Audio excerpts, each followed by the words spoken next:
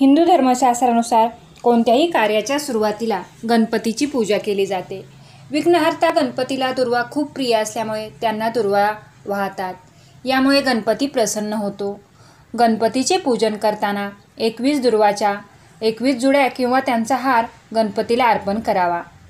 मान्यतेनुसार विषम संख्येत गणपतीला दुर्वा वाहाव्यात, जसे की 3, 5, 7, 9 अशा दुर्वांची जुडी. अशा प्रकारे दुर्वा अर्पण केल्यास गणपती प्रसन्न होतो.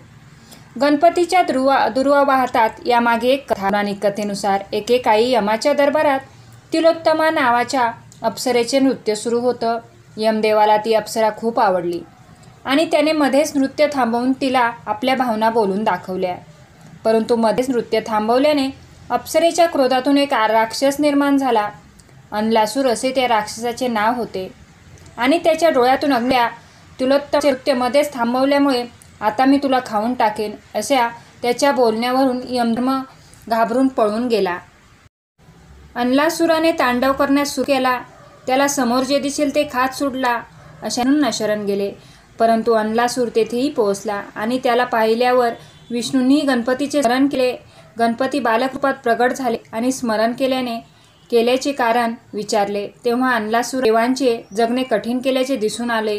परंतु गजानन आपल्या जागी उभे राहिले. अनलासूर जेव्हा गणपतीकडे ओळला आणि त्यांना गिळण्यासाठी आपल्या पंजांनी उचलू लागला, तेच अनलासुराच्या हातातील बाल गणपतीचे प्रचंड रूप धारण केले. आभाळापर्यंत भिडलेले विराट रूप बघून अनलासुराला काही सुचेल तोपर्यंत गजाननाने एका क्षणात अनलासुराला सोंडेत पकडले आणि गिळून घेतले. अनलासुराला गिळल्यानंतर गणपतीच्या सर्व अंगाची आग होऊ लागली. गणपतीचा त्रास बघून समस्त देव ऋषी मुनी उपचार सुरू केले, परंतु कशाचाही उपयोग होईना.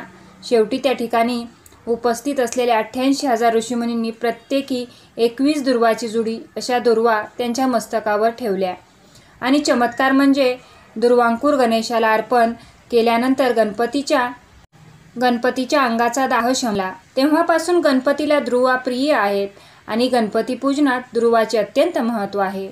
गजाननाने म्हटले की ज्या दुर्वामुळे माझ्या अंगाचा दाह शमला, या दुर्वा मला अर्पण करणाऱ्या व्यक्तींची सर्व पापे नाहीशी होतील. व्यक्तीला बुद्धी सिद्धी प्राप्त होईल.